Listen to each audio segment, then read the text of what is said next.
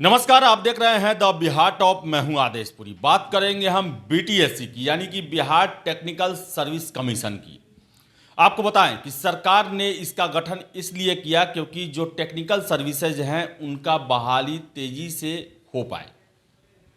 लेकिन इनकी कार्य प्रणाली देखिए कि 6,379 जूनियर इंजीनियर का मुद्दा जो है वो 4 सालों तक पेंडिंग रखने के बाद इन्हें विज्ञापन को वापस लेना पड़ा। और सबसे बड़ी बात बता दें आपको हम कि बीटीएससी ऐसा आयोग है जो कि परीक्षा ऑर्गेनाइज नहीं कराता है, बल्कि सर्टिफिकेट के आधार पर बहाली करता है।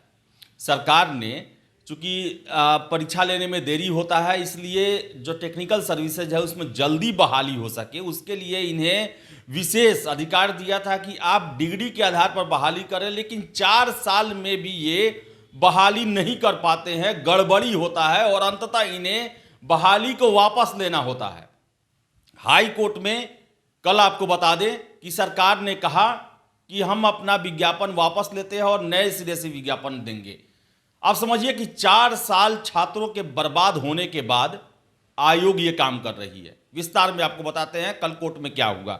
आपको बता दें कि पटना हाई कोर्ट ने गुरुवार को 6,379 जूनियर इंजीनियर बहाली के लिए निर्धारित नियमों को चुनौती देने वाली 8 याचिकाओं पर एक साथ सुनवाई की। बहाली नियम के बारे में राज्य सरकार की ओर से हलफनामा दायर कर कोर्ट को बताया गया कि सरकार ने बहाली विज्ञापन को वापस ले लिया है। नए नियम बनाकर फिर से विज्ञापन निकाला जाएगा।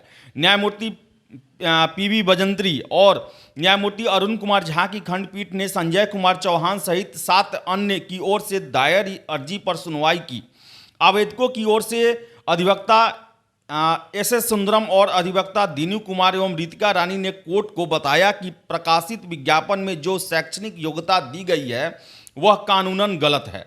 यही नहीं, सुप्रीम कोर्ट के फैसले के खिलाफ भी है। उनका कहना है कि AICTE से मान्यता प्राप्त डिप्लोमा संस्थानों से पास छात्रों को बहाली में भाग लेने का विज्ञापन 2019 में प्रकाशित किया गया है, जबकि डीम्ड यूनिवर्सिटी सहित राज्य से मान्यता प्राप्त डिप्लोमा संस्थानों को AICTE की बजाय UGC से मान्यता लेना है।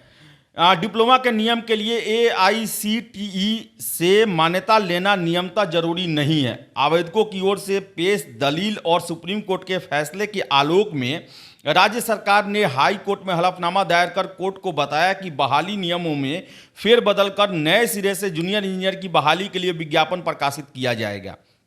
कोर्ट ने राज्य सरकार की ओर से दायर हलफनामा को मंजूर करते हुए बहाली नियमों में बदलाव कर नए सिरे से बहाली विज्ञापन प्रकाशित करने का आदेश देते हुए सभी याचिकाओं को निष्पादित कर दिया। आपको बता दें कि बिहार तकनीकी सेवा आयोग ने 2019 में 6,379 जूनियर इंजीनियर बहाली के लिए विज्ञापन निकाला था। तो आप समझ सकते हैं कि नियम में ही गड़बड़ी थी और अंत में इन्हें वापस भी लेना पड़ा, लेकिन 4 साल बाद वापस लेना। हालांकि जिनका एज खत्म हो गया है उनको एज में छूट दी जाएगी, लेकिन सबसे बड़ी बात है कि 4 साल बाद वापस लिया गया इसे, और वो भी गलत विज्ञापन प्रकाशित जो योग्यता है उसमें गलत उसका यदि प्रावधान किया गया।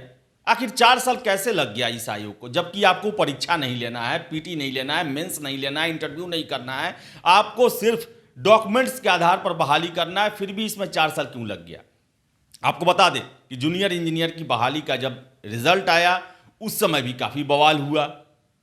उसके बाद ही मामले कोर्ट में गए और अंततः राज्य सरकार को 4 साल बाद, 4 साल युवाओं का जवानी बर्बाद करने के बाद ये वापस लेना पड़ा।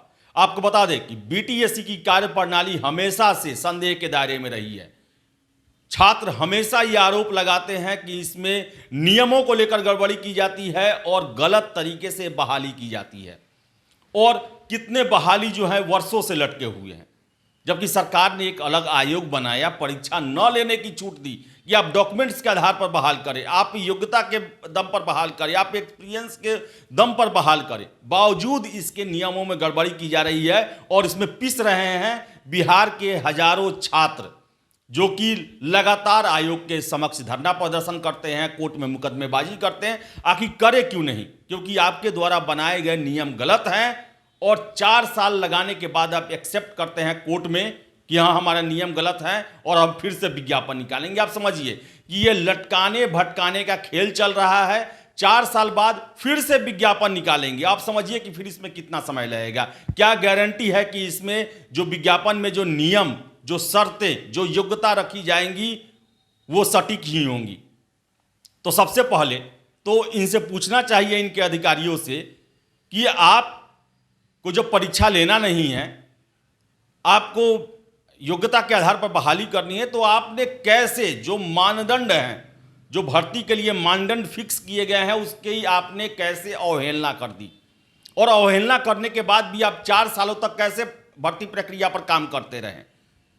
तो नियत में ही कुछ गड़बड़ी है और कोर्ट ने मामले का निष्पादन कर दिया। लेकिन सबसे पहले कोर्ट को यह भी पूछना चाहिए था कि आपने 4 साल कैसे लगा दिया इसे वापस करने में। 4 साल युवाओं का क्या हुआ, उनकी 4 साल जीवन के बहुमूल्य समय चलेगा, उनका क्या हुआ। देखिए कब बहाली पूरी होती है। और फिर से विज्ञापन 4 महीने के अंदर में विज्ञापन जारी करने का बात कहा गया है। उसके बाद प्रक्रिया शुरू होगी, न जाने कब तक ये परीक्षा चलते रहेगी। तो फिलहाल इस वीडियो में इतना ही। वीडियो पसंद आया लाइक शेयर करें, हमारे चैनल द बिहार टॉप को सब्सक्राइब जरूर कर लें। धन्यवाद।